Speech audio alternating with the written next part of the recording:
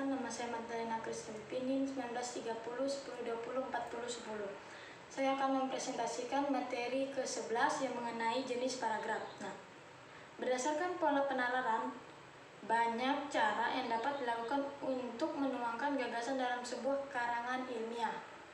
Nah, paragraf yang pertama itu paragraf deduktif. Paragraf deduktif adalah paragraf yang ide pokok atau gagasan utamanya terletak di awal paragraf dan diikuti oleh kalimat-kalimat penjelas. Yang kedua, paragraf induktif. Paragraf induktif adalah paragraf yang kalimat topiknya terdapat pada bagian akhir secara garis besarnya. Yang ketiga, paragraf deduktif induktif, yaitu paragraf campuran. Paragraf ini adalah paragraf yang kalimat topiknya terdapat pada bagian awal dan akhir. Selanjutnya, paragraf ineratif, yaitu adalah paragraf kalimat utama yang terletak di tengah-tengah paragraf. Ide pokok menyebar, yaitu paragraf dengan pola semacam itu tidak memiliki kalimat utama. Selanjutnya, berdasarkan gaya ekspresi atau pengungkapan, suatu gagasan dapat diungkapkan dengan berbagai gaya, bergantung pada tujuan komunikasinya.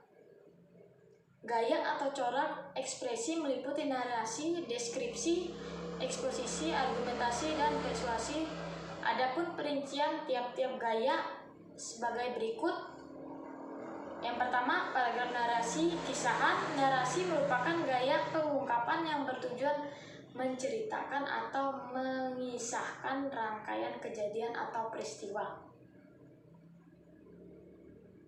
Selanjutnya, paragraf deskripsi, yaitu paragraf yang berisi gambaran mengenai suatu objek atau suatu keadaan yang sejelas-jelasnya dengan melibatkan kesan indera.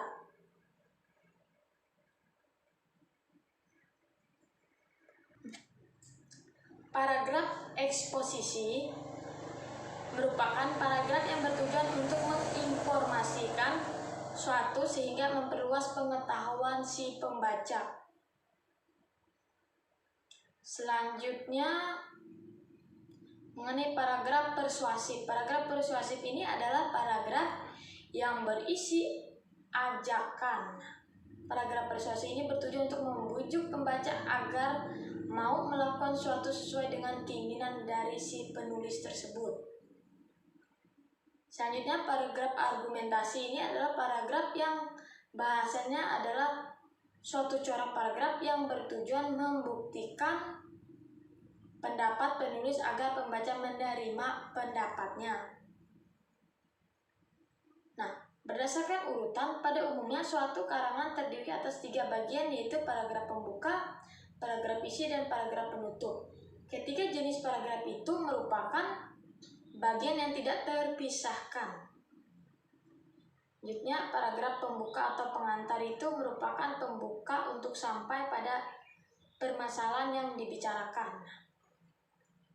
Paragraf isi merupakan inti dari sebuah karangan yang terletak di antara paragraf.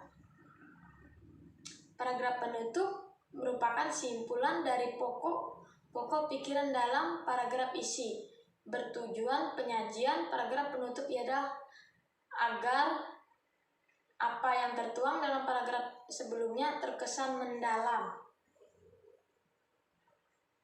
Baik, sekian presentasi dari saya. Saya ucapkan terima kasih. Mohon maaf jika ada kesalahan yang saya sampaikan. Terima kasih.